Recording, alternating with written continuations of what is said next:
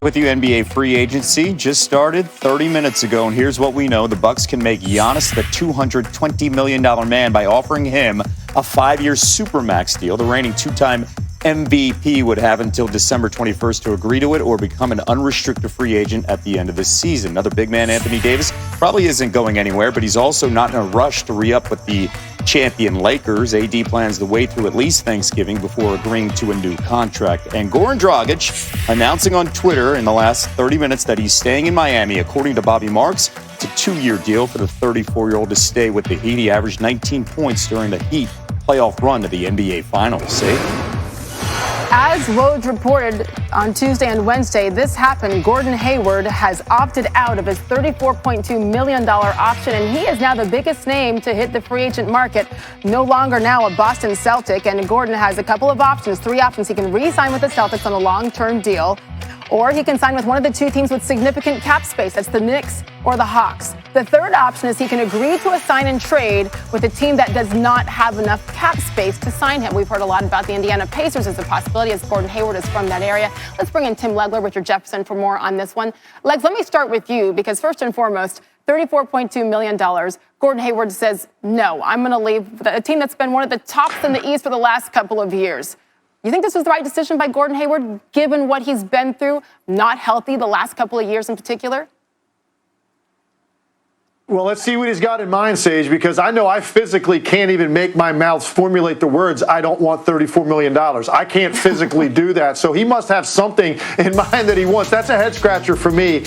I assumed he would take that $34 million. He's on a team that potentially can get to the finals or win a championship. He might not like his role as much as fourth fiddle in Boston, but he's still got $34 million coming and then hit free agency next summer. There's clearly something there that he doesn't like about that situation, and he thinks maybe he's got more to offer and it may be a more pronounced role with a different team. So I think sign and trade sounds like it may be the route that this is going. Indiana's coming up a lot in this, and the rumors about what Boston's going to get back include Miles Turner, which I think will be a tremendous pickup for the Celtics. And I think you've got enough offense there in Boston that you could actually value the shot blocking and rim protection of Miles Turner more than, the 14, 15 points you could get out of Gordon Hayward. So I'm shocked he turned down the $34 million, but he clearly has something else that he is looking for at this stage of his career, having just turned 30 years old. Let's see exactly what it is that Gordon Hayward has in mind, because I think we're all waiting to see.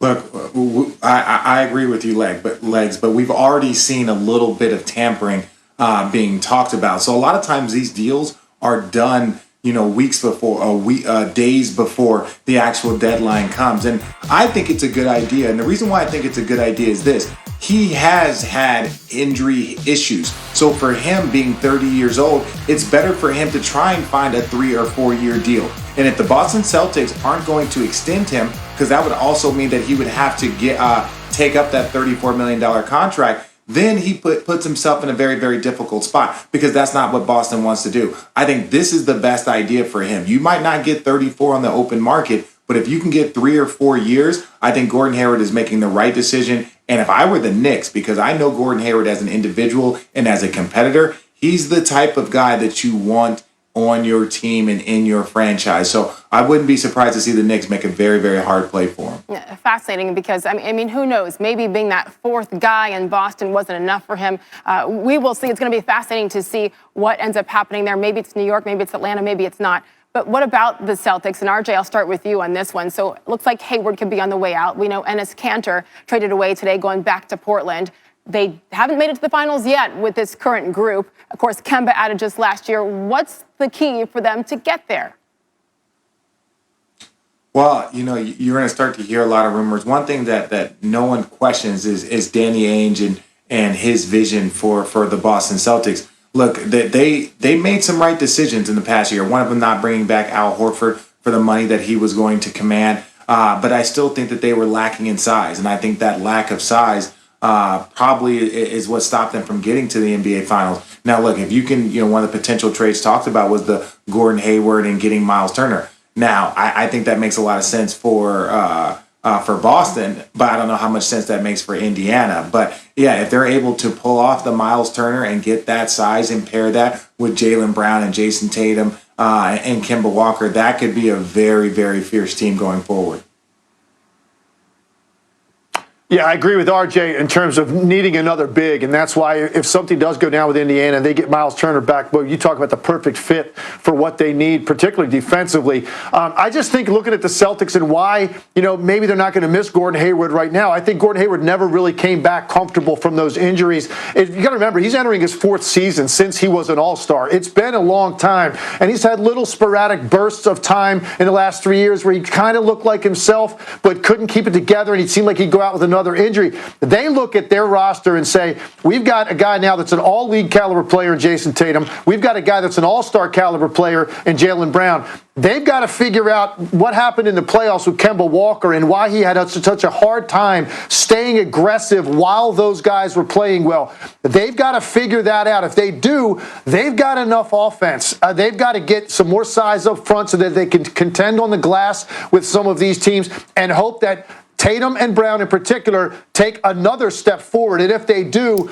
Boston is right there in the mix to win the Eastern Conference. There's no doubt about it. They've been one of the top seeds, if not the favorite by many, coming into the last several seasons and have fallen short each time. Let's see what they're going to do to get over that hump. Legs, RJ, thank you. Kevin, over to you. Sage, let's stay in the East conversation. Let's bring up the Sixers and the Knicks, and Stephen A. Smith joining us now. We'll get to the Knicks in a moment, but Philly last offseason, they were very busy with deals at the start of free agency. They gave big contracts to Al Horford, Tobias Harris, max deal to Ben Simmons. Daryl Morey and Doc Rivers now leading this team. Horford is gone in that big contract. Do you expect more to be active in free agency here?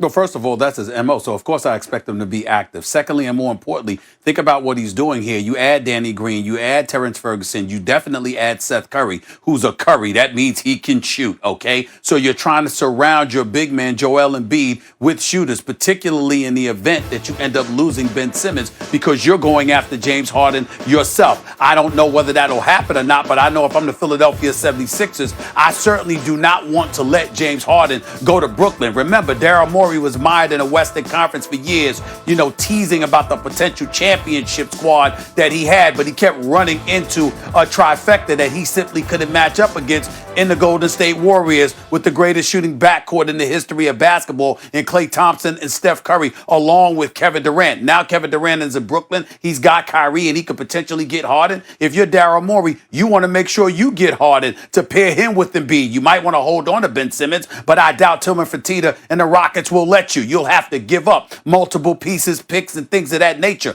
But again, this is Daryl Morey that we're talking about. The man doesn't stand still. He certainly isn't averse to making moves. That has been his history. I don't know if there's anybody in the league that has made more moves than him in the last 12 to 13 years. I think he's like top 2 in the league in a number of moves. So I think he'll try something. Whether he'll be able to pull it off remains to be seen. But clearly, with what they're doing, they want to surround Joel Embiid with shooters. And I think you know this better than most, Kevin. We love Ben Simmons. He's a star and a stud, but a shooter, he is not. So surround him with guys that can space the floor and shoot. And meanwhile, let's talk about your Knicks. They shed some deals earlier this week.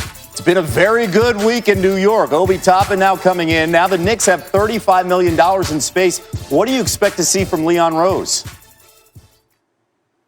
Well, I think they're going to go after one or two people. They're certainly going to go after Gordon Hayward. They think he fills all the boxes and he's an ideal fit for them. I'm not sure that's true, particularly since they drafted Obi Toppin and he's box office attraction and he can pretty much play that position, even though Gordon Hayward can play the 2 or the 3, as far as I'm concerned, at least on the offensive side of the floor. But I like Fred VanVleet, and I think that even though you're hearing that he'll probably re-sign and stay in Toronto with the Raptors, even though they'll be playing in Tampa at the beginning of the season, I would love to see the New York Knicks get a point guard, somebody who's a threat to score the ball, who's poised, doesn't fold under pressure, can put up points from the perimeter, and has a championship pedigree. That's Fred VanVleet, not Frank Ntilikina, which is a primary reason why Phil Jackson is no longer an executive in the National Basketball Association, because that was his draft pick. And by the way, he passed up on Donovan Mitchell in order to get that dude. Don't get me started. In the end, what it comes down to is I think you need guard play. I think you need elevated guard play. I know the Knicks like Gordon Hayward.